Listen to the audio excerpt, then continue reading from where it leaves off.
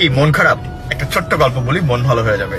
প্রচন্ড ঝড় হচ্ছে মাঝ সমুদ্রে, জাহাজ চূর্ণ বিচূর্ণ, সবাই মারা গেল, কিন্তু একজন মানুষ ভাগ্যক্রমে ভাসতে ভাসতে একটা দ্বীপে চলে আসলো।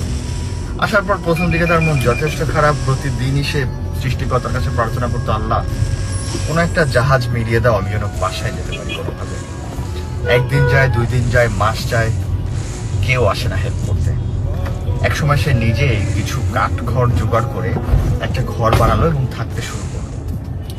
কিছুদিন পর একদিন মাছ ধরে ব্যাক করার সময় সে দেখলো তার বাসাটায় আগুন জ্বলে গিয়েছে এবং পুড়ের ছাই।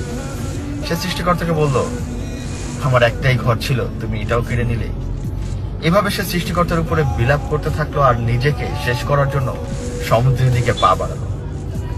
সমুদ্রে ডুবে নিজেকে শেষ করার জন্য প্রতিজ্ঞাবদ্ধ মানুষটা সমুদ্রের পাড়ে যেতে যেতেই অবাক হয়ে দেখলো একজন নাবিক একটা জাহাজ নিয়ে তার কাছে হাজির। সে অবাক হয়ে জিজ্ঞেস করলো, এতদিন আমি এখানে ছিলাম, কেউ আমাকে হেল্প করতে আসেনি। আপনি কে ভাই, কোথা থেকে আসলেন? বলল, কিছু সময় আগে আপনি যে ধোঁয়া পাঠিয়ে সিগন্যাল দিয়েছেন, এর মাধ্যমে আমরা বুঝতে পেরেছি আপনি হয়তো বিপদে আছেন, তাই আমরা এখানে চলে এসেছি।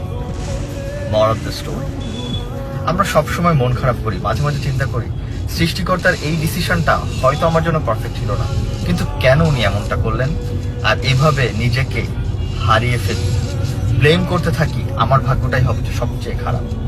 কিন্তু না, এটা উচিত না। উচিত ওইটাই যেটা হচ্ছে, এটাই সৃষ্টিকর্তার ডিসিশন, আর মেনে নেওয়া, অপেক্ষা করা ওই মুহূর্তের জন্য যেই মুহূর্তে আমার জন্য সেরা পুরস্কার অপেক্ষা করছে।